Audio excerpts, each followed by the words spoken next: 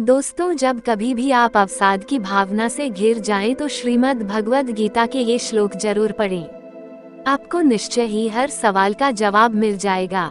भगवद गीता में बताया गया है कि एक बार अर्जुन मानसिक रूप से उदास हो गया था जब उसने देखा कि उसे अपने परिवार के लोगों के साथ ही लड़ना है।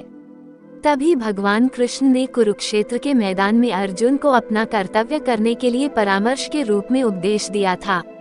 गीता में दिए गए उन्हीं उपदेशों से मनुष्य अपने मन को स्वस्थ बनाए रख सकता है।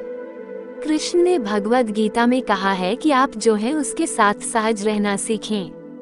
तथ्य यह है कि भगवद गीता आपको अपने कर्तव्यों का पालन करने और अपने मार्ग पर चलने के लिए कहती है। आप अपने कर्तव्यों को अनदेखा न करें, नहीं तो अंत में आपको असंतोष मिलेगा। किसी और की जिंदगी जीने की कोशिश मत करें। आपका जीवन आपका अपना है, इसकी सराहना करना सीखें। गीता में मुख्य रूप से अपना कर्म करते रहने की प्रेरणा दी गई है। भगवान कृष्ण अर्जुन से कहते हैं कि हमेशा कर्म करो और फल की इच्छा मत करो। निश्चय ही आपके प्रयास फलीभूत होंगे, अन्यथा इन सब का क्या मतलब है।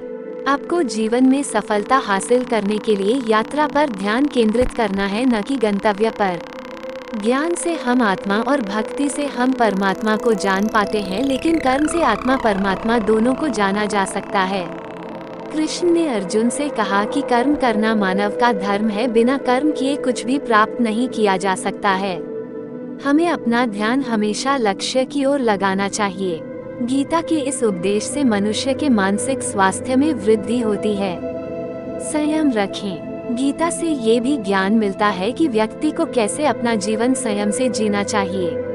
मनुष्य को अपनी बोली, खाना, सोना, इन सभी में संयम बरतना चाहिए, तभी आप एक संतुलित जीवन जी पाएंगे।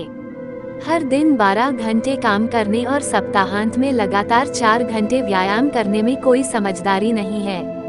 अपने आप को संयमित रखने और अपने मानसिक स्वास्थ्य के लिए नियमित रूप से अपनी कसरत पर 1 घंटा बिताएं। अच्छी नींद लें, अधिक काम न करें और इससे आपको जो उपलब्धि की भावना मिलेगी वो आपने पहले नहीं पाई होगी। मन को नियंत्रित रखें। मानसिक स्वास्थ्य के लिए मन को नियंत्रित रखना भी जरूरी है। श्रीमद् भगवद गीता में कृष्ण ने कहा है कि मन एक बच्चे की तरह है। बच्चा हर चीज की ओर आकर्षित होता है। बुद्धि और आध्यात्मिक शक्ति से मन को नियंत्रित किया जा सकता है।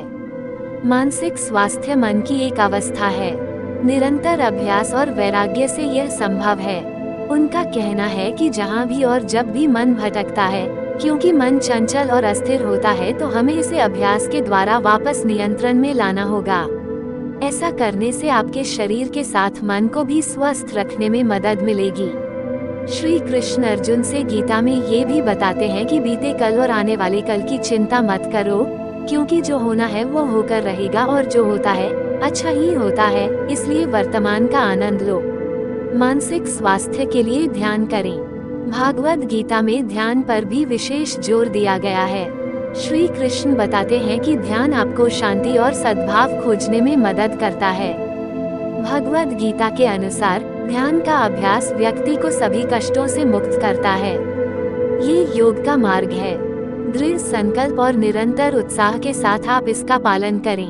सभी स्वार्थी इच्छाओं और अपेक्षाओं को त्याग कर इंद्रियों को नियंत्रित करने के लिए अपनी इच्छा शक्ति को मजबूत करें। ध्यान एक ऐसी प्रक्रिया है जो आपके मानस पटल को स्वस्थ रखते हुए अच्छे विचारों को जन्म देती है। ध्यान से आपको मानसिक शांति प्राप्त होती है, जो अच्छे विचारों को जन्म देकर मन को स्वस्थ रखने में मदद करती है। ये सारी ऐसी बातें हैं जो आज भी हमारे लिए बहुत महत्वपूर्ण हैं। हमारी नित्य प्रतिदिन की समस्या को खत्म करने में श्रीमद् भगवद गीता का योगदान देखा जा सकता है और इन सभी उपदेशों को जीवन में अमल करने से शरीर के साथ मानसिक शांति भी प्राप्त होती है।